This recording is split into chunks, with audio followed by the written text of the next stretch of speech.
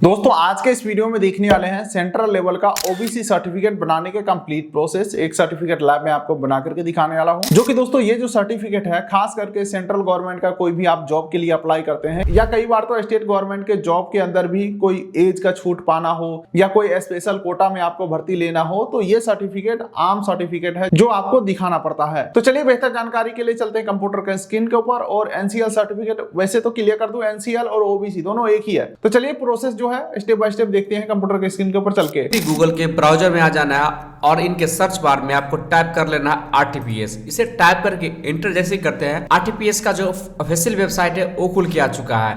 serviceonline.bihar.gov.in ये option देखने को मिल रहा है। चलिए इस पोर्टल को आप ओपन कर लेना है। जैसे ओपन करने के कुछ इस तरीके का आपको इंटरफेस देखने को मिलेगा। तो उसके लिए आपको यहाँ लेफ्ट साइड में आ जाना है और आपको एक ऑप्शन देखने को मिलेगा लोक सेवाओं का अधिकार की सेवाएं। उसी के नीचे में आपको एक प्लस साइन देखने को मिलेगा सामान्य प्रशासन विभाग। तो चलिए इस पे क्लिक कर देना है और जैसे यहाँ पे क्लिक करेंगे यहीं से आप आवास बना सकते हैं, जाति बना सकते हैं और आय बना सकते हैं। लेकिन हमको जो सर्टिफिकेट बनाना है वो आपको यहाँ पे देखने को मिल रहा होगा नॉन क्रीमी लेयर, जो कि बिहार सरकार के द्वारा बना सकते हैं। और यहाँ पे नॉन क्रीमी लेयर आप केंद्र सरकार से बनाना है। तो यहाँ पे केंद्र सरकार वाले ऑप्शन पे हमको क्लिक कर देना है और यहाँ आपसे पूछा जा रहा है आप कौन स्तर से बनाना चाहते हैं। अंचल अनुमंडल तो पता ही होगा और जिला तो आपको पता ही होगा। अंचल मतलब प्रखंड स्तर पर बनाना चाहते हैं तो इस पे हम क्लिक कर देंगे और जैसे यहाँ पे क्लिक करेंगे आपका एप्लीकेशन खुल के आ जाएगा। आपको यहाँ पे एप्लीकेशन को फिल करना है। तो सबसे पूछा जाएगा कि आपका जो सर्टिफिकेट का जो फॉर्मेट है वो कौन सा भाषा में रखना चाहते हैं, हिंदी रखना चाहते हैं या इंग्लिश होता है। इस ऑप्शन को आपको फिल करना ही है, तभी आप आगे बढ़ सकते हैं। और जिस पे नहीं लगा होगा आप वहाँ पे फिल भी नहीं करेंगे तो चलेगा। जैसे कि आप यहाँ पे देख सकते हैं तो नेम ऑफ एप्लीकेंट मतलब किसका फॉर्म भरना है उनका नाम यहाँ पे आपको एंटर कर देना है।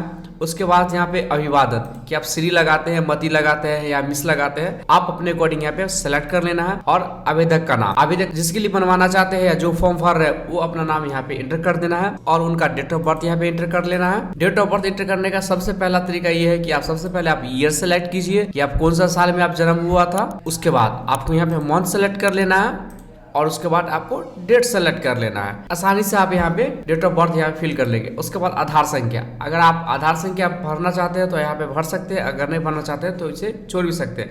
अगर आधार संख्या यहाँ पे फिल करते हैं तो आपको ओटीपी वेरीफाई करना पड़ेगा, तो ये प्रोसेस थोड़ा आगे बढ़ जाएगा। तो फिलहाल इसे आप स्किप ही छोड़ देना है। उसके बाद अस्थायी पता यानी परमानेंट एड्रेस पे हम आ जाते हैं। अस्थायी या परमानेंट एड्रेस में आपको यहाँ पे राज्य सेलेक्ट कर लेना है।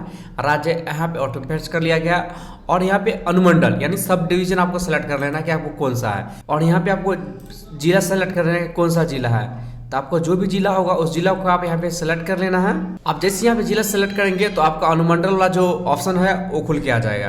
तो आपका जो भी अनुमंडल है उस अनुमंडल को यहाँ पे सेलेक्ट कर लेना है। उसके बाद जो भी प्रखंड है उस प्रखंड को आप सेलेक्ट कर लेना है। आपका जो भी ग्राम है ग्राम का नाम यहाँ पे एंटर कर देना है। उसी तरीके से आप यहाँ पे वार्ड का नाम यहाँ पे एंटर कर देना है और उसके बाद यहाँ पे डाकघर का आपका नाम यानी पोस्ट ऑफिस का नाम यहाँ पे एंटर कर देना है और अपना एरिया का जो भी पिन कोड है अपना पिन कोड डाल देना है ग्राम या मोहल्ले का। और उसके बाद यहाँ पे सर्कल नंबर आपको अगर पता है तो यहाँ पे एंटर कर सकते हैं, अगर नहीं पता है तो इसे छोड़ भी सकते हैं। उसके बाद होल्डिंग, इसको आप भरना चाहे तो आप भर भी सकते हैं या इसे छोड़ भी सकते हैं। उसके बाद यहाँ से आप स्थानीय का निवास, यहाँ से पूछा जा रहा है कि आप ग्राम पंचायत में रहते हैं या नगर पंचायत में रहते हैं या नगर परिषद में रहते हैं।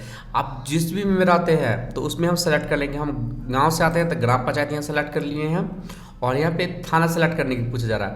तो चलिए जो भी है यहाँ पे थाना आएगा मिल जाएगा। जैसे आप जिला और ब्लॉक सेलेक्ट कीजिएगा तो आपको थाना ऑटोमेटिक यहाँ पे आपको लिस्ट में मिल जाएगा। थाना यहाँ पे सेलेक्ट कर लिए हैं और ये ग्राम पंचायत भी यहाँ पे देख सकते हैं आ गया है। तो अपने हिसाब से आप यहाँ से सेलेक्ट कर सकते हैं। और उसके बाद यहाँ पे नीचे हम आ जाएंगे। टेम्पोररी एड्रेस जो है और परमानेंट एड्रेस है वो दोनों सेम है। अगर सेम है तो यहाँ पे इस पे क्लिक करेंगे ऑटो फैच कर लिया जाएगा। आप यहाँ पे देख सकते हैं सारा डिटेल्स यहाँ पे आ चुका है और आपको नीचे स्क्रॉल कर देना है। और सबसे पहले पूछा जाए कि रिलीजन मतलब कौन सा धर्म है आपका, हिंदू है, मुस्लिम है या सिख है या ईसाई है, जो भी है आप अपने हिसाब से यहाँ पे इंटर कर लेंगे। वर्ग यानी अन्य पिछड़ा आपको सेलेक्ट कर लेना है।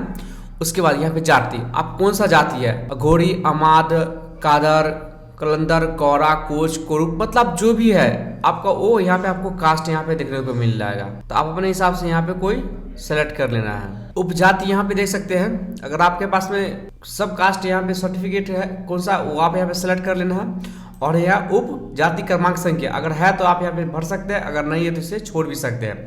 और पेशा या मतलब कौन सा आप काम कर सकते, छात्र है, सरकारी सेवा है, निजी सेवा है, कौन है, अन्य आप जो भी है आप यहाँ पे सेलेक्ट कर लेना है। उसके बाद नीचे आ जाना है और उसके बाद यहाँ पे पिछड़ी जाति का क्रमांक संख्या जो है आपको यहाँ पे ऑटो फेच होके आ जाएगा। यहाँ पे आपको पिताजी का नाम यहाँ पे एंटर कर देना है वो भी इंग्लिश में, और यहाँ पिताजी का नाम यहाँ पे एंटर कर देना है हिंदी में। उसके बाद पिताजी का जाति जो है वो यहाँ पे सेलेक्ट कर लेना है और जाति सेलेक्ट करके उनका जाति का जो क्रमांक संख्या होगा आप यहाँ पे एंटर कर देना है। उसी तरीके से माता का नाम यहाँ पे इंग्लिश में एंटर कर देना है। उसके बाद यहाँ पे नेम ऑफ हस्बैंड का नाम आपको एंटर कर देना है और हिंदी में यहाँ पे उसी तरीके से आप यहाँ पे नाम एंटर कर देना है।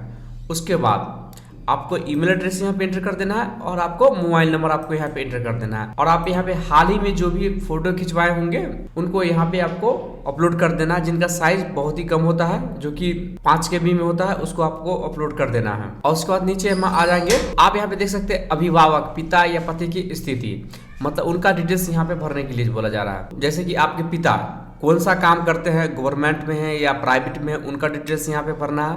अगर माता जी है तो आप उनका यहाँ पे भरना है। अगर आपके पति है तो उनका यहाँ पे डिटेल्स भरना है। अगर नहीं है कोई गवर्नमेंट में तो आप इसे छोड़ भी सकते हैं। मान लीजिए कि आपके पति जो है या पिताजी जो है वो कोई गवर्नमेंट में काम करते हैं, जैसे कि संवैधानिक पद, जैसे कि वो मान लीजिए कि रेलवे में है तो यहाँ पे रेलवे यहाँ लिख देना है, पद नाम रेलवे में कौन सा पोस्ट पे है उस पोस्ट का नाम यहाँ लिख देना है। कौन सा राज्य में काम करते हैं उनका यहाँ पे एंटर कर देना है और उनका पद नाम यहाँ पे एंटर कर देना है। और उनके बेसिक आय मतलब कितना पेमेंट मिलता है उसको एंटर कर देना है। नियुक्ति की मतलब कब वो ज्वाइन किए थे उनको डेट यहाँ सेलेक्ट कर देना है। और उम्र जिस उम्र में सरकारी नौकरी में लगे थे उसको डिटेल्स यहाँ पे फिल कर देना है। उसी प्रकार से यहाँ पे माता जी का एड्रेस फिल कर देना है। उसी प्रकार से यहाँ पे फिर पति का यहाँ पे एड्रेस आपको फिल कर देना है। चलिए आप नीचे आ जाते हैं। संगठन का नाम, अगर आपके संगठन का नाम अगर अंतर्राष्ट्रीय सेवा में नियोजित जैसे नियुक्ति UN WN मतलब इसमें अगर कोई ये पर्सन अगर सम्मिलित हुए होंगे तो सारा डिटेल्स वगैरह यहाँ पे आप दे सकते हैं।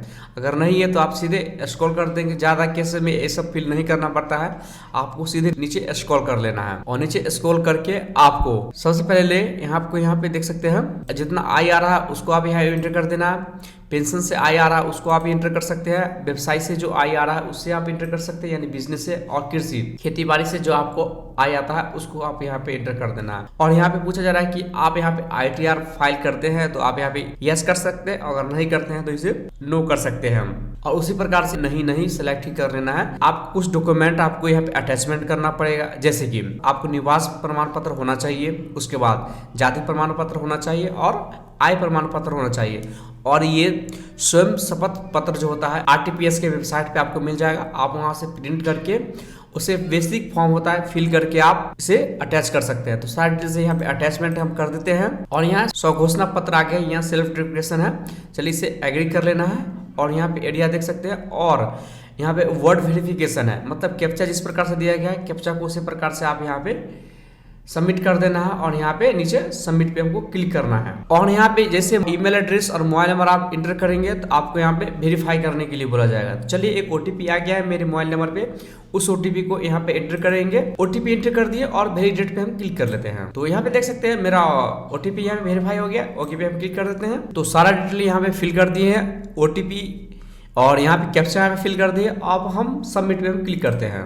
जैसे यहाँ पे सबमिट पे क्लिक करते हैं तो एक पॉपअप मैसेज आया है, यहाँ बता जा रहा है कि आप डिटेल्स वगैरह को सही से भर ले, मोबाइल नंबर और ईमेल एड्रेस को सही से एक बार जांच कर ले, ताकि आपका जो भी डिटेल्स वगैरह हो आपको SMS के माध्यम से या ईमेल के माध्यम से आपको डिटेल्स वगैरह आपको भेज दिया जाएगा। तो मेरा सब कुछ यहाँ पे ठीक है, तो हम ओके पे हम क्लिक करेंगे और हम नेक्स्ट पेज पे हम आ चुके हैं। तो अपना सारा डिटेल्स वगैरह आप यहाँ पे देख सकते हैं। आप सीधे नीचे स्क्रॉल कर लेंगे और अटैच एनेक्चर पे क्लिक कर लेंगे। अगर आप चाहते हैं कुछ एडिट वगैरह करना तो आप यहाँ से फिर से बैक जाके एडिट वगैरह आप कर सकते हैं, यानी सुधार वगैरह कर सकते हैं। चलिए अटैच एनेक्चर पे क्लिक करेंगे और यहाँ पे हम डॉक्यूमेंट अटैचमेंट पर हम आ चुके हैं। तो यहाँ पे सबसे पहले आपको कास्ट सर्टिफिकेट आपको अपलोड करना है और रेसिडेंस सर्टिफिकेट और इनकम सर्टिफिकेट, ऑथ लेटर, सारा डॉक्यूमेंट यहाँ पे हमको अपलोड करना है। तो चलिए इस सारे डॉक्यूमेंट को 1 बाय 1 यहाँ पे अपलोड कर लेते हैं। तो आप यहाँ पे देख सकते हैं कौन फाइल यहाँ पे अपलोड कर सकते हैं, JPG या PDF अपलोड कर सकते हैं। तो चलिए मेरा JPG और PDF में ही है,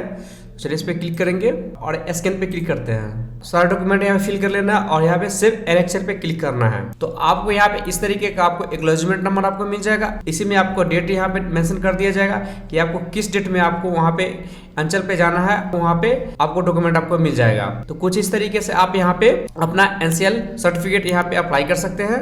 तो thank you for watching this video, धन्यवाद।